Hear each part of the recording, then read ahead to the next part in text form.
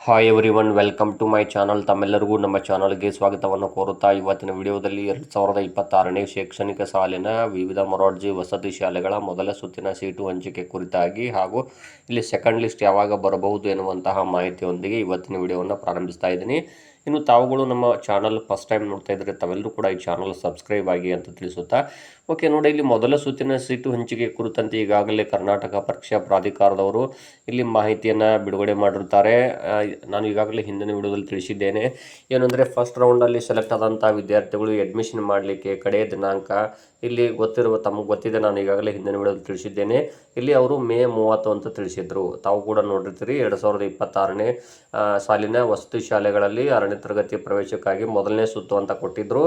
ಅವರು ಏನು ಹೇಳಿದ್ದಾರೆ ಅಂದರೆ, ಈ ಸುತ್ತಿನಲ್ಲಿ ಸೀಟು ಹಂಚಿಕೆಯಾದಂತಹ ಅಭ್ಯರ್ಥಿಗಳು ಇಲ್ಲಿ ದಿನಾಂಕ 30ನೇ ಮೇ 2026 ಒಳಗೆ ಪ್ರವೇಶ ಪಡೆಯಲು ಸೂಚಿಸಲಾಗಿತ್ತು ಅಂತ ತಿಳಿಸಿದರು. ಆದರೆ ಮತ್ತೆ ನಿನ್ನೆ ದಿನ ಏನು ಮಾಡಿದ್ದಾರೆ, ಕರ್ನಾಟಕ ಪರೀಕ್ಷಾ ಪ್ರಾಧಿಕಾರದವರು ಇಲ್ಲಿ ಏನು ಕ್ರೈಸ್ 2026 6ನೇ ತರಗತಿ ಪ್ರವೇಶ ಪರೀಕ್ಷೆಯ ಪ್ರಥಮ ಸುತ್ತಿನ ಫಲಿತಾಂಶ ಅಂತ ಕೊಟ್ಟಿದ್ರು. ಅದು ಕ್ಲಿಕ್ ಮಾಡಿದರೆ ಒಂದು ಆದೇಶ ಬರ್ತಿತ್ತು. ಅಂದರೆ ಅದು ಏನು 30ನೇ ತಾರೀಕಿನ ಒಳಗಾಗಿ ಅಡ್ಮಿಷನ್ ಮಾಡಿರಿ ಅಂತೇಳಿ ಕೊಟ್ಟಿದ್ರು. ಫಸ್ಟ್ ರೌಂಡಲ್ಲಿ ಸೆಲೆಕ್ಟ್ ಆದಂತಹ ವಿದ್ಯಾರ್ಥಿಗಳು ಎಲ್ಲ ವಸತಿ ಶಾಲೆಗಳಲ್ಲಿ ಅದು ಏನು ಮೊದಲ ಸುತ್ತಿನ ಸೀಟು ಹಂಚಿಕೆ ಲಿಸ್ಟನ್ನು 22ನೇ ಮೇ 2026 ಇಲ್ಲಿ ಕರ್ನಾಟಕ ಪರೀಕ್ಷಾ ಪ್ರಾಧಿಕಾರದ ವೆಬ್ಸೈಟ್ನಲ್ಲಿ ಪ್ರಕಟಿಸಲಾಗಿತ್ತು ಅಂತ ತಿಳಿಸಿದರು. ಆದರೆ ನಿನ್ನೆ ದಿನ ಬೆಳಗ್ಗೆ ಅವರು ಆ ರೀತಿ ಈಗ ಏನೋ ಈ ಮಾಹಿತಿಯನ್ನು ಅವರು ರಿಮೂವ್ ಮಾಡಿದರು. ಅದಕ್ಕೋಸ್ಕರ ನಾನು ಕೂಡ ಬೆಳಗಿನ ಸಾಯಂಕಾಲದವರೆಗೂ ವೇಟ್ ಮಾಡಿ ನೋಡಿದೆ ಮತ್ತೇನಾದರೂ ಅಪ್ಡೇಟ್ ಬರಬಹುದಾ ಅಂತ. ಬಟ್ ಯಾವುದೇ ಅಪ್ಡೇಟ್ಸ್ಗಳು ಬರಲಿಲ್ಲ. ನಾವು ಅದೇ ರೀತಿ ಪ್ರತಿ ಸಾರಿ ಚೆಕ್ ಮಾಡಿದಾಗೂ ಇದೇ ರೀತಿಯಾದಂತಹ ರಿಮೂವ್ ಆದಂತಹ ಮಾಹಿತಿಯನ್ನು ತೋರಿಸ್ತಾ ಇತ್ತು ವೆಬ್ಸೈಟ್ನಲ್ಲಿ.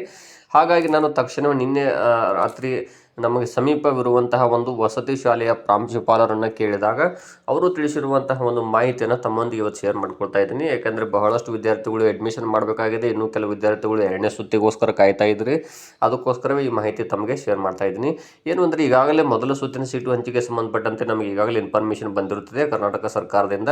ಮೊದಲ ಸುತ್ತಿನ ಲಿಸ್ಟ್ ಕೂಡ ಅವರು ನಮಗೆ ಕಳಿಸಿದ್ದಾರೆ. ಫಸ್ಟ್ ರೌಂಡ್ ಸೆಲೆಕ್ಟಲ್ಲಿ ಆಯ್ಕೆಯಾದಂಥ ವಿದ್ಯಾರ್ಥಿಗಳಿಗೆ ಕಡೆಯ ದಿನಾಂಕ ಕರ್ನಾಟಕ ಪರೀಕ್ಷಾ ಪ್ರಾಧಿಕಾರ ತಿಳಿಸಿರುವ ಹಾಗೆ ಮೇ 30, 2026 ಅಂತ ತಿಳಿಸಿದ್ದಾರೆ.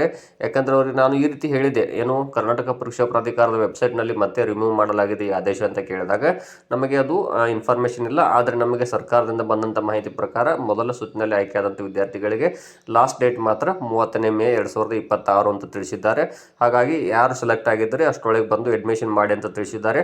ಅದು ಅಷ್ಟೇ ಅಲ್ಲದೆ ತಾವು ಕೂಡ ಏನು ಅಪ್ಲಿಕೇಶನ್ ಸಲ್ಲಿಸುವಾಗ ನೀಡಿರುವಂತಹ ಒಂದು ಮೊಬೈಲ್ ನಂಬರಿಗೆ ಪ್ರಾಂಶುಪಾಲರ ಕಡೆಯಿಂದನೂ ಕರೆ ಬರುತ್ತೆ, ಫೋನ್ ಬರುತ್ತೆ ಅಂತ ತಿಳಿಸಿದ್ದಾರೆ.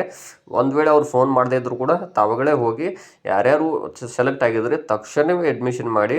ಅದಕ್ಕೆ ಸಂಬಂಧಪಟ್ಟಾಗ ನಾನು ಇವತ್ತು ಇನ್ನೊಂದು ವಿಡಿಯೋ ಹಾಕ್ತೀನಿ. ಏನು ಅಂದರೆ, ಏನೇನು ದಾಖಲೆಗಳನ್ನು ತೆಗೆದುಕೊಂಡು ಹೋಗಬೇಕು, ಅದಕ್ಕೆ ಏನೇನು ಮಾಹಿತಿ ಕೇಳಿದ್ದಾರೆ ಅನ್ನೋದು ಕೂಡ ನಾನು ತಮಗೆ ತಿಳಿಸ್ತೀನಿ. ಆ ಪ್ರಕಾರ ತಾವು ಇನ್ನೊಂದು ಸಾರಿ ಚೆಕ್ ಮಾಡ್ಕೊಳಕಂತ್ರಿ. ಯಾಕಂದರೆ ಟೈಮ್ ಇಲ್ಲ. ಯಾಕಂದ್ರೆ ಇವತ್ತು ದಿನಾಂಕ ನೋಡಿದಾಗ ಇನ್ನು ಕೇವಲ 4 ದಿನ ಮಾತ್ರ ಬಾಕಿ ಇರೋದ್ರಿಂದ ತಕ್ಷಣವೇ ತಾವು ಅಡ್ಮಿಷನ್ ಮಾಡೋದು ಸೂಕ್ತ ಅಂತ ತಮ್ಮೊಂದಿಗೆ ಶೇರ್ ಮಾಡ್ಕೊಳ್ತಾ ಇದ್ದೀನಿ. ಧನ್ಯವಾದಗಳು.